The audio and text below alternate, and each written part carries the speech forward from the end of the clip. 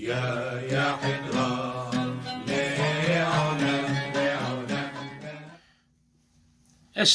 Minhag of the Week, Life Cycles. Continuing with the wedding ceremony, many people have asked about 4 specific topics, and they are speeches, Birkat Kohanim, songs, and prayers. So speeches. Traditionally, speeches were never made at a wedding ceremony. Speeches were generally done by the Hatan Bar Mitzvah at his Bar Mitzvah on Shabbat in the Bet Knesset. But they were traditionally never made at a wedding ceremony. Speeches at a wedding ceremony in our community exist for over half a century here in the United States, but just keep in mind they were never traditionally done in the old country. As far as new custom that we're seeing today, that various rabbis, or more than one rabbi I should say, are making a speech, as well as possibly father of the bride or father of the groom.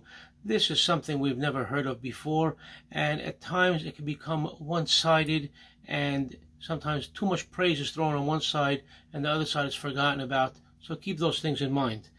Let's go to Birkat Kohanim. Birkat Kohanim, we see it frequently at the end of the wedding ceremony.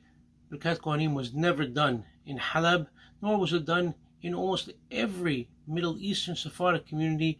Birkat Kohanim was not done at the wedding ceremony.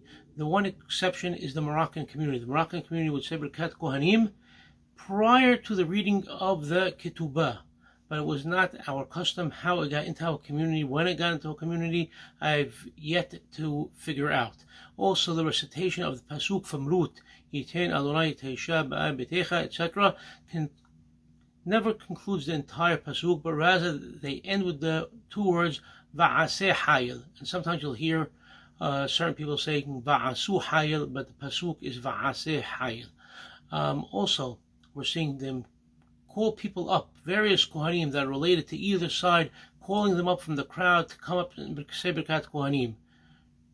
Growing up, we didn't see anybody being called up. The Hachamim themselves, the rabbis, would recite Birkat Kohanim for the bride and the groom, and that would be sufficient. And if there was a Kohen there, so he'd also put his hands up, but you wouldn't hear him, because many times possibly a regular family member or friend is not proficient in the words and can make a mistake.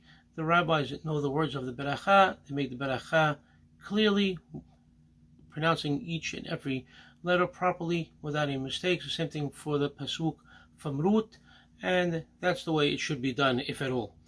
As far as Pizmonim, as I mentioned in episode 249, the only traditional Pizmon said at the wedding in Halab was Yif'atech Tamah, no other songs. Nowadays we hear all different types of songs. We not only hear songs, we're hearing Israeli love songs, and sometimes we even see guest singers, not even Hazanim, but singers are brought in from the outside to sing a song and to turn it into a love fest, if you will. The wedding is Kedusha, it's Birkat Kiddushin, and we have to keep that holiness of the Bet Knesset and of the wedding ceremony. So the song should be appropriate to the Kiddushin. Finally, prayers. As I've said before, prayers were never recited by the bride and groom as the ceremony would be going on. They had to pay close attention to the berachot.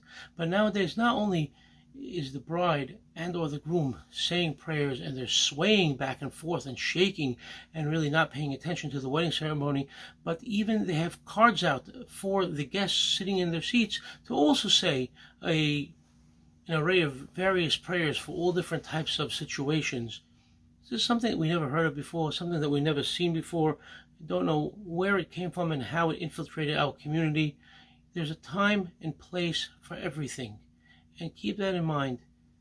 Prayer is for a time and place of praying, and a wedding is time and place for a wedding. Don't mix up the two. They don't really go hand in hand with one another. Keep our weddings traditional, keep them beautiful, give them the Kedusha, give them the holiness and the sanctity they deserve, and the proper respect and decorum, and Mabruk to all the happy couples.